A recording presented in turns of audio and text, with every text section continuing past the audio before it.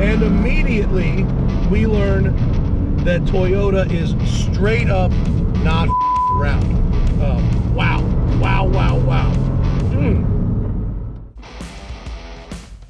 Welcome to Monticello Motor Club.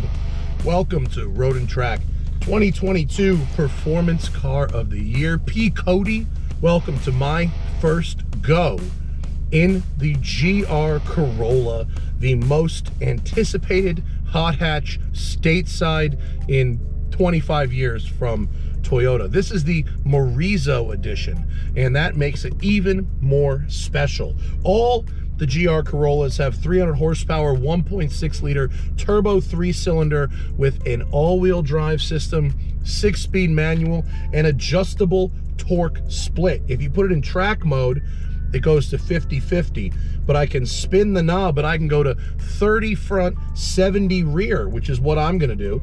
I'm then going to turn traction control off and stability control off, which I've done right there.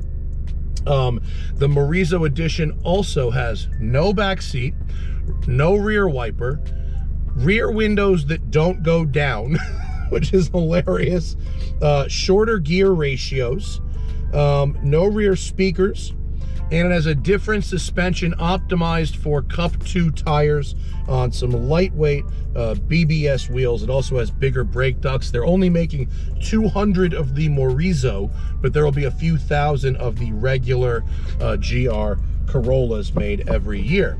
I am super excited. I've never driven this car on the street before.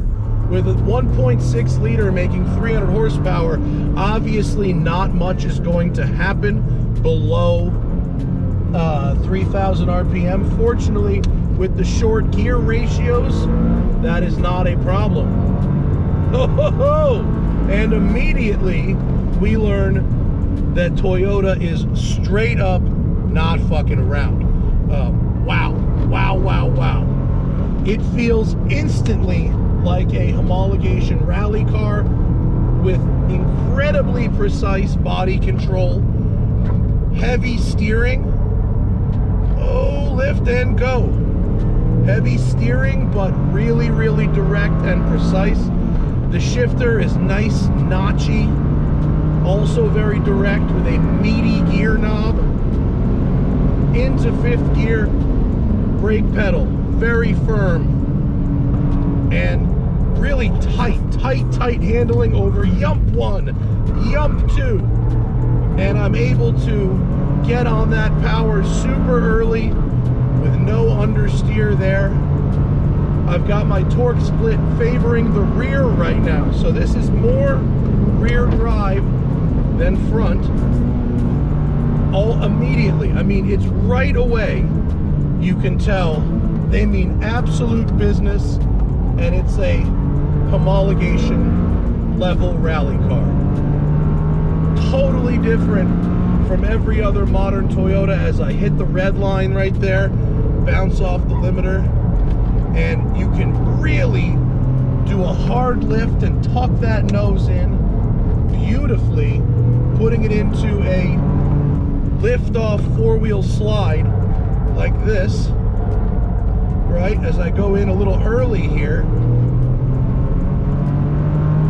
the seats are really firm and supportive, but not too pinchy for a fat guy like me. Very nicely done, Toyota. The gears are spaced perfectly, both the physical gears and the shifter notches. Boom! I think I just flew this thing in the air right there. If I had to choose one type of car to drive forever, it would be a homologation level rally car, and they are absolutely not messing around. It has automatic rev matching, but I'm not using it. Fighting for traction out of that second gear corner. It won't do a full on slide unless you huck it.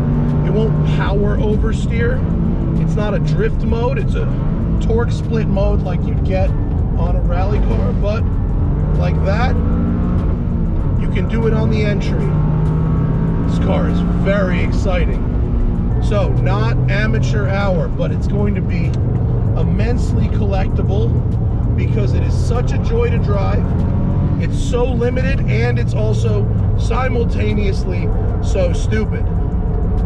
Not having a functional back seat or rear windows or rear speakers in a hatchback is the kind of thing only real collectors of these types of cars and lunatics want. There's no consumer advice for buying that kind of thing, but they'll probably be very valuable in the future. Even having not had to go on the street at all. Pure track work. I get it. The steering's a little heavier than I would like, but it's so sharp, I can't argue.